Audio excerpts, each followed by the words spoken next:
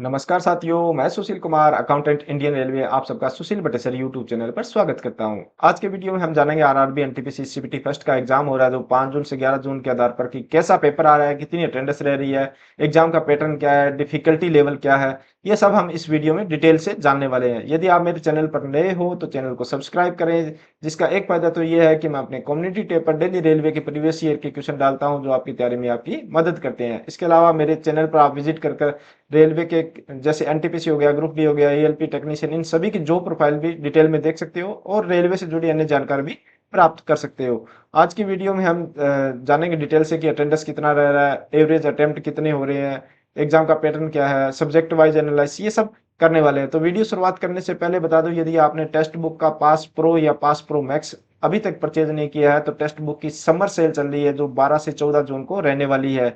इस सेल के दौरान आपको yearly text book pass pro 1799 वाला मात्र 351 रुपये में मिल रहा है और yearly text book pass pro max 1999 वाला मात्र 395 रुपये में मिल रहा है। इसमें भी यदि आप मेरा कोड BAT यूज करोगे तो आपको इंस्टेंट 12% का डिस्काउंट भी देखने को मिलेगा। टेक्स्ट बुक आपको प्रोवाइड करवाता है रेलवे एनटीपीसी के अलावा सभी रेलवे के एग्जाम और साथ साथ में एसएससी, बैंकिंग और अदर स्टेट गवर्नमेंट जॉब के मॉक टेस्ट और PYQ यानी प्रीवियस ईयर के टेस्ट भी। तो प्रीवियस ईयर के टेस्ट आपको एग्जाम के पैटर्न समझने में मदद करते हैं और मॉक टेस्ट होते हैं वो आपकी तैयारी को परफेक्ट बनाते हैं।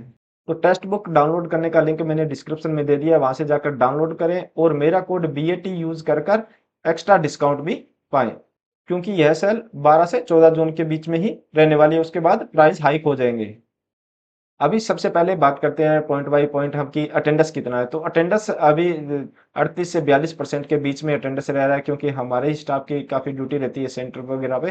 तो वहाँ से जो डाटा आता है, एक्चुअली डेली डाटा आता है, शाम को डाटा आता है, उसके आधार पर अटेंडेंस 38 से 42% के बीच में अटेंडेंस रह रही है। तो ये 2021 में भी ऐसा था, 2015 वाले एनटीपीसी में भी ऐसा हुआ है। तो ये कोई बड़ी बात नहीं है कि इस बार इतनी कम अटेंडेंस रह रही है, उससे कट ऑफ पे असर पड़ने वाला है। थोड़ा बहुत असर जरूर पड़ता है, बाकी आपकी अटेंडेंस हमेशा ही किसी भी, चाहे एसएससी हो चाहे रेलवे हो, इतनी ही अटेंडेंस रहती है, क्योंकि नंबर ऑफ जो फार्म अप्लाई करते हैं तो बहुत सारे लोग बिना तैयारी के फॉर्म अप्लाई तो कर देते हैं। जब उनकी तैयारी नहीं होती है और सेंटर भी दूर कई बार आता है तो काफी लोग जिनकी तैयारी अच्छी नहीं होती है वो एग्जाम देने नहीं जाते। तो अटेंडेंस आपकी लगभग 40% के आसपास ही रहती है। रेलवे के एग्जाम में या चाहे एसएससी का एग्जाम ले लो तो 40% आपकी अटेंडेंस रह रही है।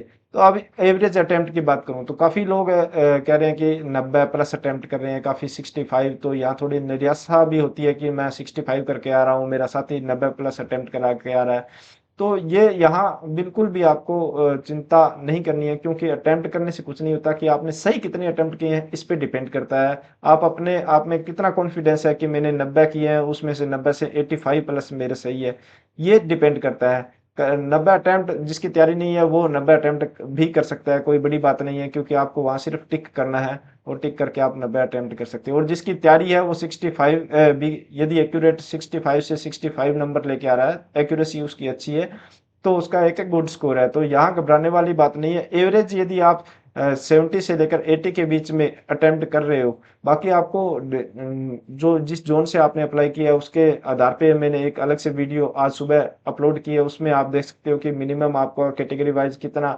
स्कोर होना चाहिए, रो स्कोर। तो उसके आधार पे आप वो वीडियो देख सकते हो। बाकी लगभग 70 से 80 के बीच में आपको करना ही पड़ेगा एवरेज अटेम्प्ट, ताकि आपका सिलेक्शन आराम से CBT 2 के लिए हो सके। बाकी आपको बिल्कुल नहीं घबराना कि कोई लोग 90-95 करके आ रहे हैं। तो 90-95 वाले बहुत लोग एक तो रेयर होते हैं, और 90-95 में जो करते हैं उनमें से इक्का दुक्का ही ऐसे होते हैं जिनके 100% या 90% एक्यूरेसी होती है। बाकी लगभग ये 90 वाले मैंने 60 पे या 55 पे भी आते देखे हैं, कि जो 90 अटेम्प्ट करके आते हैं बाद में जब आंसर की आती है, जब रो स्कोर आता है तो इनके 60, 55, 50 पर भी आ जाते हैं। और जो 70 करके आए हैं वो 68, 65 के पे भी रहते हैं। तो यदि आपने 70 के 80 के बीच में अटेम्प्ट करे हो तो आपका अच्छा अटेम्प्ट है मॉक टेस्ट में, और फिर मेन एग्जाम में भी आपको 70 से 80 के बीच में करना पड़ेगा। अभी एग्जाम पैटर्न की बात करूं तो ऑलमोस्ट सेम सा पैटर्न है। 2021 में थोड़ा बहुत चेंज हुआ है। करंट जीके की बात कर लूं, थोड़ा उसमें थोड़ा चेंज किया है, या फिर मैथ के थोड़ा सा मैथ का लेवल और रीजनिंग का लेवल थोड़ा बढ़ाया है। बाकी ऑलमोस्ट सेम पैटर्न है आपका, मैथ, रीजनिंग और जीके जीएस रहने वाले हैं। तो इसमें जो आपने मॉक टेस्ट लगाया है उसका बहुत आपको इसमें फ़ायदा मिलने वाला है। यदि आपने मॉक टेस्ट ज़्यादा से ज़्यादा लगाए हैं तो आपको फ़ायदा भी उतना ही इस एग्ज़ाम में मिलने वाला है। एग्ज़ाम लेवल की बात करूँ तो एग्ज़ाम लेवल आपका थोड़ा-सा एज़ कम्पेयर 2021 देखूँ तो थोड़ा मॉडरेट टू हार्ड ही हुआ है। क्योंकि इस बार पोस्ट भी कम है और जो वैकेंसी भी इस बार कम होने की वजह से थोड़ा लेवल को बढ़ाया है, ताकि कट ऑफ जो बता रहे हैं कि 90 प्लस कट ऑफ जाएगी, तो इतना 90 प्लस इसमें कट ऑफ जाने वाली बात नहीं है, क्योंकि यहाँ इस बार थोड़ा पेपर का लेवल भी बढ़ाया है। आप चाहे अटेम्प्ट कितने करके आ रहे हो, आपके सही कितने हैं, इस पे मायने रखता है। तो ये एक आपका मॉडरेट टू हार्ड के बीच में आपका पेपर रह रहा है, इजी नहीं करे। स्टार्टिंग में थोड़ा आपको ये रेलवे का रहता है, स्टार्टिंग में थोड़ा सा इजी देते हैं, उसके बाद आपके लास्ट जो डेट रहती है, शिफ्ट रहती है, उस तक आपका थोड़ा थोड़ा बढ़ता रहता है। मगर वहाँ ये घबराने वाली बात नहीं है कि जिनका 5 तारीख को एग्जाम था उनको 80 प्लस नंबर आ रहे हैं, और जिनके 24 तारीख को एग्जाम था यदि हार्ड शिफ्ट है वो वहाँ 70 भी आ रहे हैं, तो नॉर्मलाइजेशन होने के बाद इनका सेम स्कोर हो सकता है। तो ये आपकी शिफ्ट पे डिपेंड करता है कि आपकी शिफ्ट कैसी है, हार्ड है या इजी है या मॉडरेट है। तो थोड़ा जो आपने 2021 के मॉक टेस्ट लगाए हैं तो उससे आपको फायदा होने वाला है, और उससे थोड़ा सा आपको हार्ड देखने को मिल सकता है। सब्जेक्ट वाइज की बात करूं तो सब्जेक्ट वाइज में मैथ की सबसे पहले बात करूं तो थोड़ी मॉडरेट आ रही है और कैलकुलेटिव आ रही है। थोड़ा जो एडवांस लेवल का पार्ट है वहां थोड़ी आपको कैलकुलेटिव और हार्ड देखने को मिल रही है, और एक दो क्वेश्चन ऐसे आते हैं जो आपको फंसा सकते हैं। यानी ये तो सभी शिफ्ट में रहता है, 2 से 3 क्वेश्चन ऐसे रहते हैं प्रत्येक सब्जेक्ट में जो आपको फंसाने वाले होते हैं। आपका टाइम ज्यादा खराब करते हैं, टाइम ज्यादा लेते हैं वो क्वेश्चन, 4 से 5 मिनट भी ले सकते हैं, और बाद में भी आंसर नहीं आए तो आपका पूरा पेपर बिगाड़ सकते हैं। तो ऐसे क्वेश्चनों को आप, मैं कहूंगा, सबसे लास्ट में रखें, मार्क कर उनको रख दें और सबसे लास्ट में रहें, और इजी इजी पहले करें। उसके बाद आप जो क्वेश्चन आपके पास टाइम बच गया तो उन 2-3 क्वेश्चन मैथ और रीजनिंग के आपके पास कम से कम 5 से 6 क्वेश्चन ऐसे रहते हैं जो आप बाद में करें। एयरवेज अटेम्प्ट की बात करूं तो 30 में से 25-26 आपके क्वेश्चन कर सकते हो, सिर्फ 4-5 क्वेश्चन आपके फंसने वाले रहते हैं मैथ में। बाकी थोड़ी कैलकुलेटिव है, अपनी स्पीड को थोड़ा इंक्रीज कीजिए, जो भी आपकी कैलकुलेशन की स्पीड है। बाकी क्वेश्चनों का लेवल सेम है, सभी जो हमारे सिलेबस में दिया हुआ टॉपिक है उनके सभी से क्वेश्चन आ रहे हैं। ऐसा कोई टॉपिक नहीं है कि जहाँ से क्वेश्चन नहीं आ रहा। आपका वहाँ आपको रेशियो प्रोपोर्शनल का देखने को मिलेगा, इंटरेस्ट का भी देखने को मिलेगा, ट्रिग्नोमेट्री, जियोमेट्री, इनसे तो डायरेक्ट बहुत सिंपल क्वेश्चन आ रहे हैं। कैलकुलेटिव थोड़ा सा एडवांस में थोड़ा सा कैलकुलेटिव आ रहा है। तो हम कह सकते हैं कि 25 से 26 यदि आप अटेम्प्ट करके आते हो तो सही है, और यदि थोड़ा आपके पास आपकी तैयारी अच्छी है तो आप इससे ज़्यादा भी अटेम्प्ट कर सकते हो। रीजनिंग की बात करूं तो 2000 जो 21 में एग्जाम हुआ था, आरआरबी एनटीपीसी 2019 वाला, उससे थोड़ा सा लेवल बढ़ा है इस बार। ज़्यादा नहीं बढ़ा, थोड़ा सा लेवल हम कह सकते हैं बढ़ा है। बाकी पजल का जो क्वेश्चन आ रहा है, पजल के क्वेश्चन, पजल आपसे काफ़ी बड़ी दे देते हैं कई बार, और उससे क्वेश्चन रहता है एक।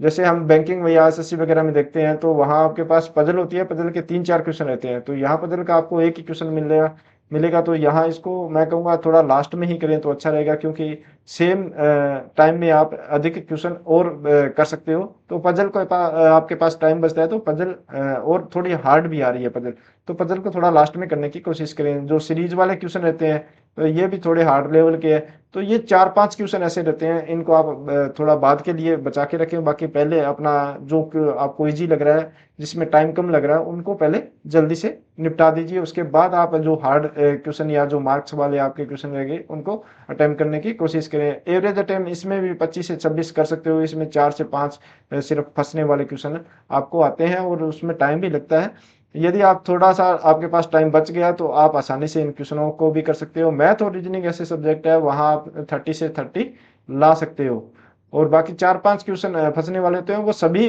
को भी इसमें टाइम लगता है। यदि आपकी प्रैक्टिस अच्छी की है तो आप उनको आसानी से कर सकते हो। जीके जीएस की बात करूं तो जीके जीएस में सेम ट्रेंड है। पहली बात तो ये है कि 2021 में जो एग्जाम हुआ था सेम ट्रेंड है वैसा ही।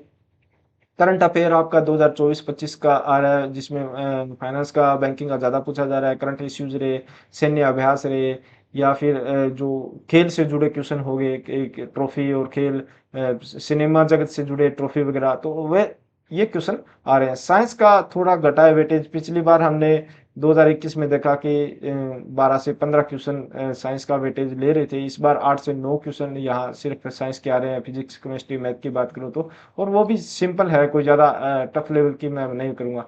और ट्रेडिशनल हिस्ट्री है, तो वहाँ से आप यदि पीवाईक्यू कर रहे हो तो ये नहीं कहूँगा कि पीवाईक्यू से डायरेक्ट क्वेश्चन आ रहे हैं। पीवाईक्यू आपने किया है तो आपको एक आइडिया हो जाएगा। कई बार क्वेश्चन को जो दिया होता है उसमें आंसर को क्वेश्चन बना दिया जाता है, और जो क्वेश्चन है उसको आंसर बनाकर दिया जा सकता है। तो पीवाईक्यू आपने अच्छे से किया है तो वहां से आपका हो सकता है। बाकी अटेम्प्ट की बात करूं तो 20 से 25 तो आप इजीली इसमें अटेम्प्ट कर सकते हो, यदि आपने अच्छे से तैयारी की है। करंट अफेयर, साइंस और हिस्ट्री मिलाकर आप अच्छे से 20 से 25 नंबर ला सकते हो। और आपने थोड़ा-सा अच्छे से करने की कोशिश की तो ये आप 30 से 35 के बीच में भी ले जा सकते हैं स्कोर, यदि आपने अच्छे से तैयारी की है। करंट अफेयर की बात करूँ तो करंट अफेयर आप किसी भी बुक से डायरेक्ट कोई क्वेश्चन नहीं आता है, सभी बुक्स में सेम ही टॉपिक दिए होते हैं। आपको जो अच्छी लगे, कि कोई क्रोनोलॉजी है, कोई स्पीडी है, किसी से भी आप पढ़ सकते हो। या फिर ऑनलाइन क्लासेस रहती है, कुमार गुरु सर की मंथली वाली क्लासेस या ईयरली वाली क्लासेस भी देख के जा सकते हो। डायरेक्ट क्वेश्चन नहीं रहेगा, बाकी उससे रिलेटेड आपको क्वेश्चन ज़रूर मिल जाएगा यदि आपने ध्यान से पढ़ा है। तो एवरेज अटेम्प्ट वहाँ आप 20 से 25 तो ईज़िली कर सकते हो। उसके बाद आप थोड़ा-सा अच्छा पढ़े हो तो 30 से 35 तक भी जा सकते हो। तो यहाँ कंप्लीट मैंने जो एनालाइज़ 5 से 11 जून के बीच में एग्ज़ाम हुआ है, उसके आधार पर मैंने आपको बताया कि अटेंडेंस है कितनी रह रही है, एवरेज अटेम्प्ट कितने हैं, और एग्ज़ाम का पैटर्न, एग्ज़ाम का लेवल, सब्जेक्ट वाइज़ कैसा पेपर आ रहा है, ये सब बताने की इस वीडियो में कोशिश की है। तो आगे आने वाली शिफ्टों में शायद आपको थोड़ा आसानी रहेगी इसको देखने के बाद कि आपको कैसा करना है, अपना माइंड सेट करके जाएँ। और मेरी तरफ से सभी को आपको ऑल द बेस्ट आगे आने वाले एग्ज़ाम के लिए। और यह वीडियो आपको कैसी लगी, अच्छी लगी हो तो लाइक करें, दोस्तों के साथ शेयर करें। इसके अलावा आप मुझे टेलीग्राम या इंस्टाग्राम पर भी फॉलो कर सकते हो, जिसका लिंक मैंने डिस्क्रिप्शन में दे दिया है। वीडियो में अभी तक बने हो, चैनल को सब्सक्राइब नहीं किया तो चैनल को सब्सक्राइब करें। मिलते हैं नई जानकारी के साथ नई वीडियो में। धन्यवाद।